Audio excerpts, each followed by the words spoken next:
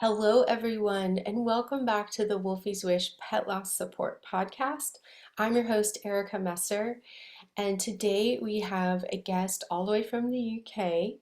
Suzanne Harris is an equestrian and canine entrepreneurial coach and consultant to veterinarians who want to help prevent animals being affected by domestic abuse. With over a decade's experience as a domestic abuse expert, combined with a lifelong love of animals, Suzanne has twice won the GHP Award for Most Outstanding Natural Animal Health Consultancy. So, welcome, Suzanne, and I'd love for you to explain to us what the GHP Award is. Hi, Erica. Yeah, thank you for having me on your podcast.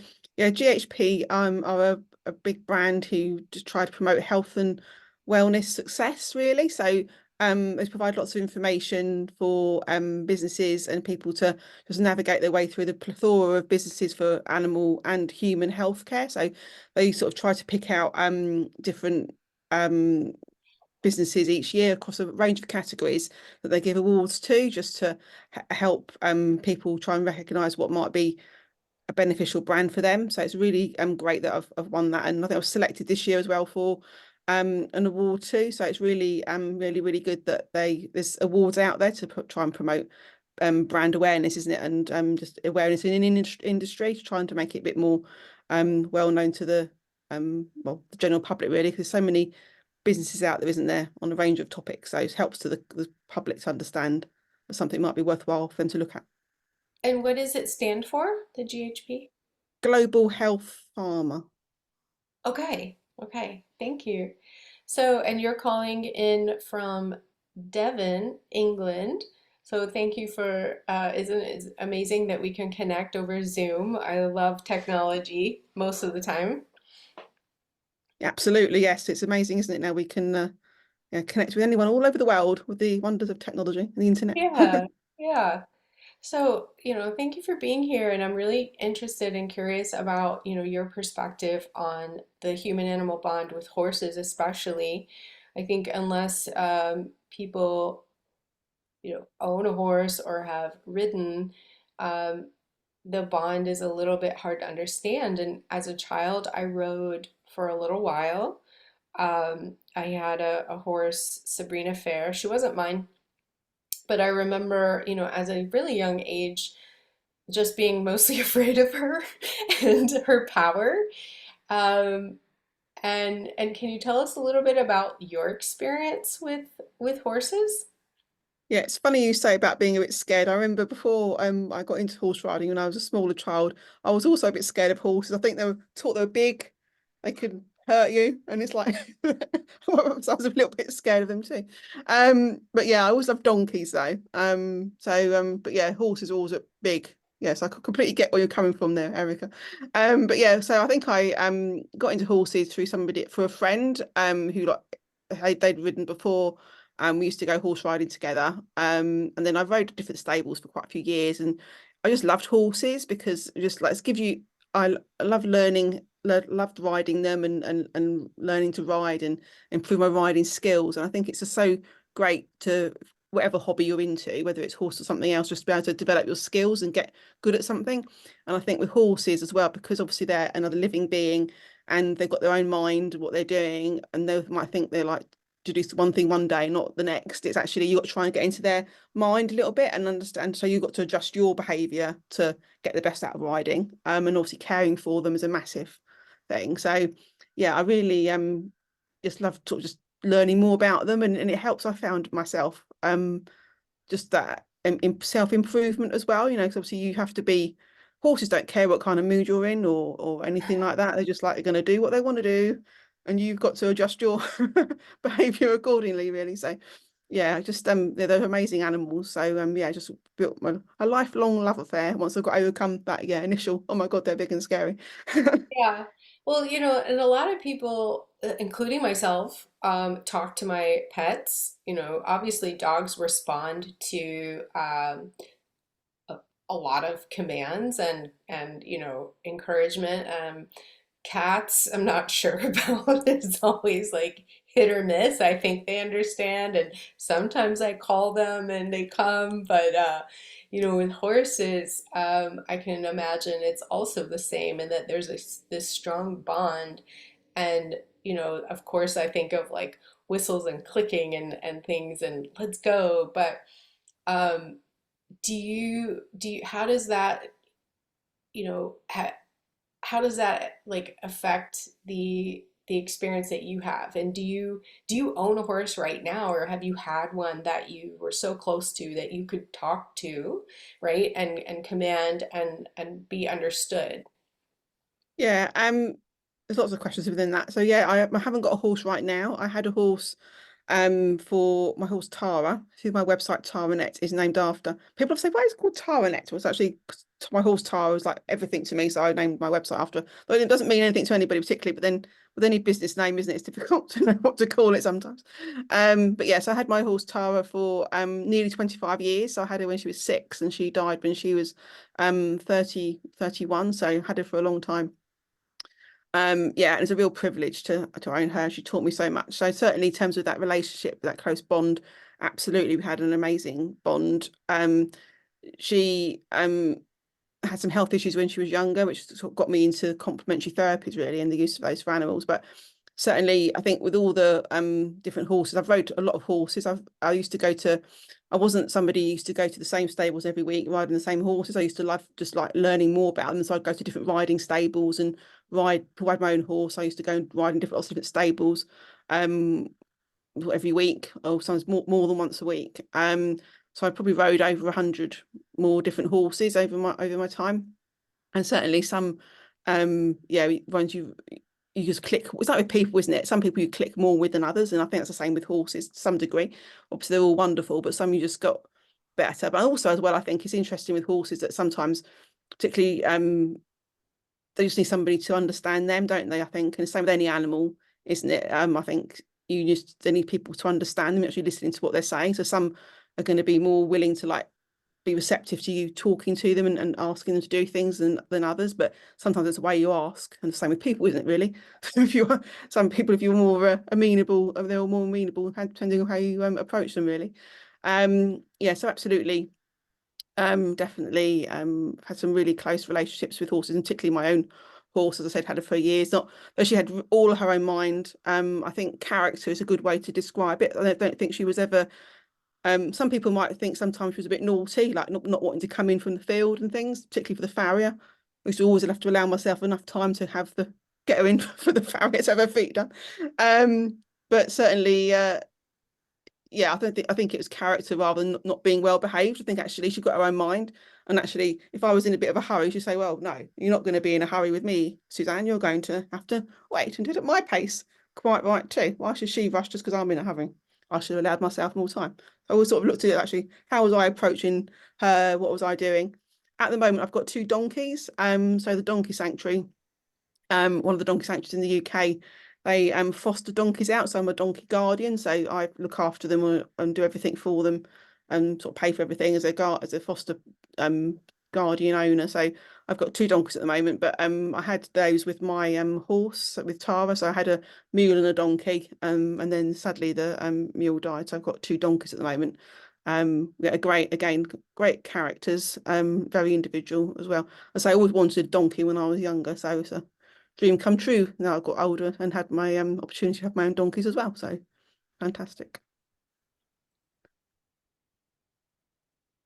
Okay, I just wanted to give a moment's pause. I'm going to edit this, but some of our listeners are in Germany and English is not their first language. So I'm just going to ask if you could slow down just a little bit. Yes, I've fine. always been told to slow down. So I just Don't wanted to worry. put I know that I in. can Like talk I fast, said, sorry. I'll edit it out. So when you lost Tara or and recently your mule, did you feel, and this is a lot of questions, but did you feel that you were supported in with your friends and family in that kind of loss? Yeah, it's a really interesting question. I think people were sympathetic, absolutely, because they recognised that they were part of my life, and obviously it's the same with any animal, isn't it? You're caring for them every day. You've got to look after them, and particularly if they've been ill, um or are older, sometimes the care you've given to them has had to change. So certainly with both Tara and my mule Elsa, who died, um, when they died, they were older. Both were in their early 30s, so their care needs had changed slightly. So and also they'd had a couple of sort of bits of ill health towards the end as well. So I was giving them more tender loving care than I had before. Not that I wasn't before, but extra. So they've had taken up a lot of my time. So I think people were sympathetic, absolutely. But I do think that yeah, for the people who haven't had their own horses or own mules and donkeys, haven't had that same close relationship with an animal, then perhaps I think it is harder for them to understand because I think they see um I don't know saying people think you can replace an animal. I'm not saying they think that, but I think there's that element of actually, yeah, I think it's an element of people not completely understanding the devotion that you've had to do. And actually it's a being that's completely reliant on you, and particularly if they are older or have had ill health issues, then you've had to give, yeah, they're reliant on you completely, aren't they? And that's a huge part of your life. So to suddenly not have that, you're almost sort of like grieving, I find, not only the animal, but also that time you've invested. It's like, what do you do now? It's like you've now got this time that you should be doing X, Y, and Z to care for them, and you haven't got to do that now. So you just there's a whole empty hole in your life, I think. Hmm. And knowing, you mentioned they had health issues and, aging, and there's a whole segment of people that specialize in end of life care for dogs and cats and, their needs as seniors. How is that different with horses? I mean, obviously there's mobility and joint issues. Um, and, do you, there's a term called anticipatory loss. Did you experience that with Tara and have to go through this process of realizing that her days were coming to an end? And what was that like for you? Yeah, it's a really interesting question, isn't it? I think it's the same. Well, I think it's similar to when you're caring for a relative or a friend, a human who's um you go through peaks and troughs, don't you? And I certainly think that obviously with the horses and mules, I had the veterinary surgeon out. The veterinary surgeon came out lots of times.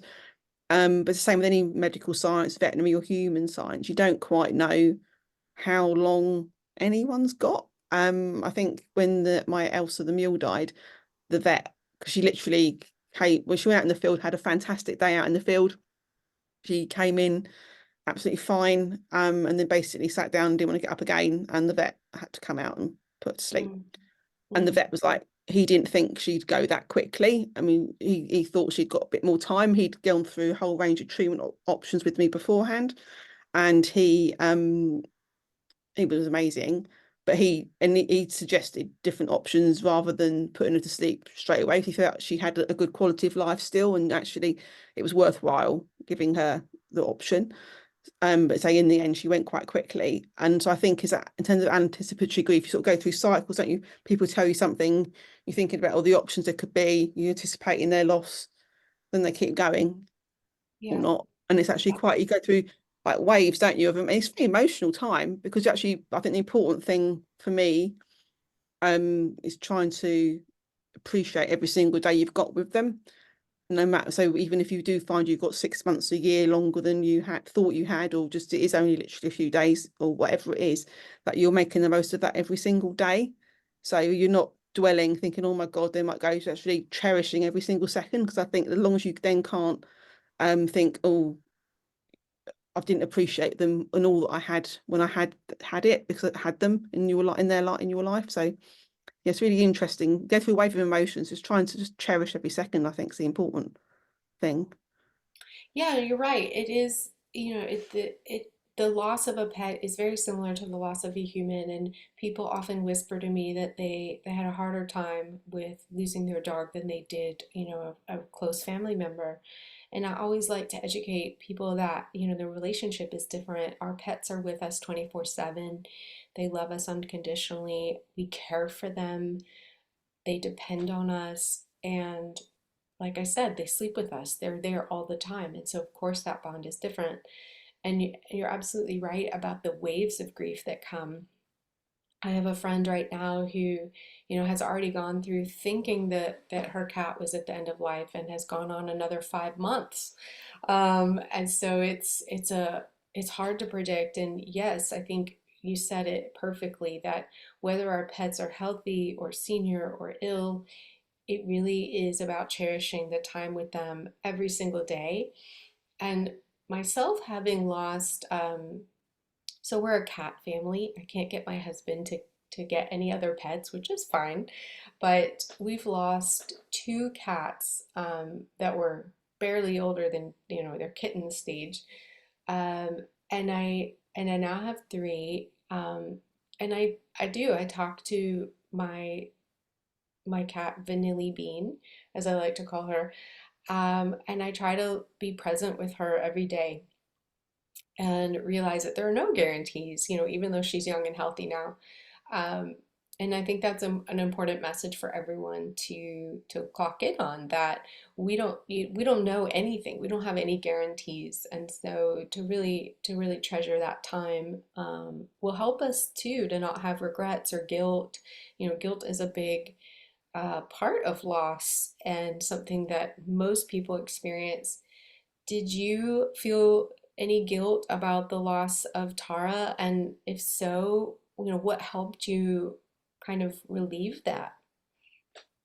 Um, yeah, I don't think I felt guilty. I think I've just done so much for her. I knew I'd explored every when she was with me when her health was deteriorating. I did every single thing I could. I mean, I spent hours and hours with her, caring for her, being with her. Um, yes, I don't think I really felt guilty, I suppose, except I think there was one thing when she got a slight injury, and yeah, I didn't feel guilty, but I felt because of somebody else was um was there and they distracted Tara, so she trod on something, which and I don't think that wasn't anything to do with her being ill and passing, but you sort of go over things in your mind, don't you? But for me, I think I didn't feel guilty because I just knew I'd done absolutely every single thing for her, so I've got nothing to feel guilty for. I showered her with love, so I've got nothing to feel guilty about. I think um yeah, for me, I think if I hadn't have done so much for her, I hadn't spent hours with her, I hadn't told her every single day, many times a day, that I loved her and how important she was to me, then yeah, I think that would be different. But I think, yeah, I mean, some people think I probably was a bit crazy, maybe. I don't know how much I showered her with love. But yeah, there's no point thinking somebody, whether it's person or animal, knows they love you. And I think it's interesting about talking about love, isn't it, in animals? How can an animal love you? Because you can't put human emotions onto animals, but animals do. I mean, as an aside, I know animals do have strong feelings. I know obviously we're talking about sort of humans and grief, but certainly I know years ago my I had a donkey and a mule and a horse and the first donkey she died and Tara and Elsa they stood and looked at the place where she died for like months and they were traumatized, literally traumatized. And then they got another donkey then, and I've got that donkey and this other donkey now. After Elsa and Tara died. But that first donkey who died, I'd say Tara and Elsa were absolutely traumatized. So animals do feel emotions. If you are somebody who will spend the time to watch an animal, to be with animals, to try and understand them, then you'll know that they do certainly feel emotions. And it isn't about projecting human thoughts and beliefs into animals. Animals do have feelings. So yeah, I think so. Me telling her, I think Tara knew that I loved her. I told her so many times. She knew I was important, how important she was, and she was important to me. I know. Remember years ago, before when I'm lucky enough, for quite a few years now, to have had my own land next to my house. I've been able to look after them all myself, but before I had that and I had to keep my horse on livery, keep Tara on livery, certainly sort of different stables that she was at, the people who owned the stables, who ran the stables, said they always knew when I'd been the night before after work to see her because her behaviour was more relaxed and chilled. than the occasional time that I didn't go to her. So she yeah, how she behaved. She obviously had a close bond with me and like looked forward to me being there. And if they knew I hadn't been there because she was a bit more like I don't know what she was like, really, a bit rabbit crabby. I don't know, grouchy. I don't know, but certainly they found she was more chilled when I'd been. So yeah, animals do feel emotions, definitely. So yeah, I think me telling her a long-winded answer to your question, but yeah, certainly me telling her that yeah, I loved her, and I think she responded to that. So I've got no regrets. She knows that I did everything I could for her. Well, that's wonderful, and I'm really happy to hear that. Um, moving on to supporting other people in their grief. I know you work closely with veterinarians, and so what is the culture like in Devon to support people that are going through pet bereavement? That's a really good question. I mean, I obviously can't speak for everybody, but certainly my experience with veterinarians I've come into contact with has been fantastic. Certainly, I mean, just as an example, as a specific example, the veterinary surgeons who looked after my animals, and when Elsa the mule died, they sent me a card, just to say, so obviously they knew I'd lost Tara before as well, and Elsa sent me a card saying, really sorry for your loss. I've still got the card now. It's a lovely little card, but how thoughtful sending the card to you to tell yeah to because they loved her. She was a great. They all animals were great characters, and yeah, and I think that's really lovely. So I think that's really thoughtful thing to do. So I know lots of veterinarians do that as well. So I think that's just a really nice thing to do. I know the veterinarians who look after who my dog goes to, they've got like a whole wall up in their surgery for like people to send cards and pictures and like a acknowledging. So it's a massive thing, isn't it? And then on their social media as well, they put if an animal's passed, they'll put something on there. People want them to acknowledging that. So certainly, I think the majority, I would say, are really sympathetic. I think certainly you may have noticed it yourself, Erica, through your work, but I think there's more awareness now than probably used to be about the impact. Actually, it's more okay to talk about it. Yeah, absolutely. Here in America, we're pushing for pet bereavement leave in the workplace, and I really hope that that stands as a model for what other countries should do or can do to acknowledge pet loss and how difficult it is and how debilitating it is. Nobody can really focus at work or on their tasks when they're consumed in grief. Um, and it's interesting that, I think you're right. Cards are universal for celebrating life and loss and acknowledging, milestones in our lives. And I don't think that'll ever go away.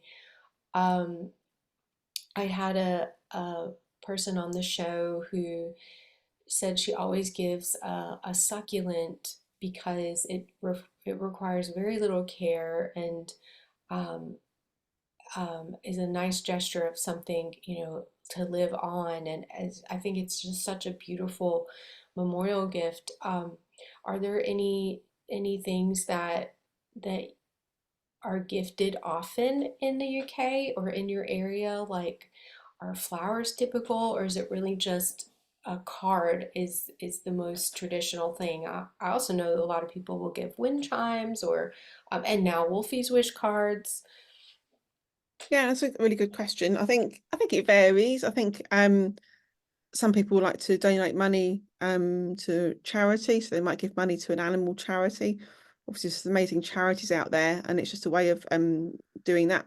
I know certainly so as I said, I got two donkeys from one of the donkey sanctuaries in the UK, and they're one of those donkey sanctuary sites has got a memorial. I know other horse sanctuaries do it as well in the UK, where they've got memorial trees and memorial benches, and you walk around these places, and it's not just memorials just to people who may have passed on. It's actually animals who've passed on.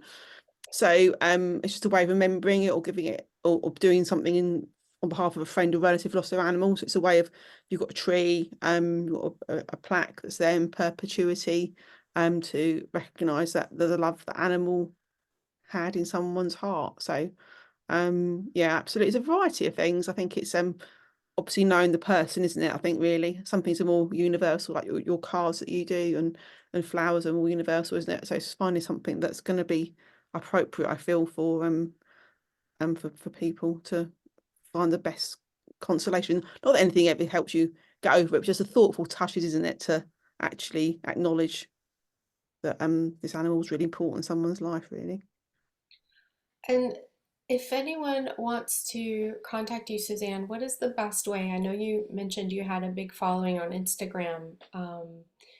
What preference do you have if someone wants to reach out and connect with you? So my website is taranet.co.uk. And my email is on there, info@taranet.co.uk. Yeah, or on Facebook or Instagram. The social links are on the website. Oh, great. And for listeners that maybe are driving or not able to, check that out, it's also in the show notes so you can come back later.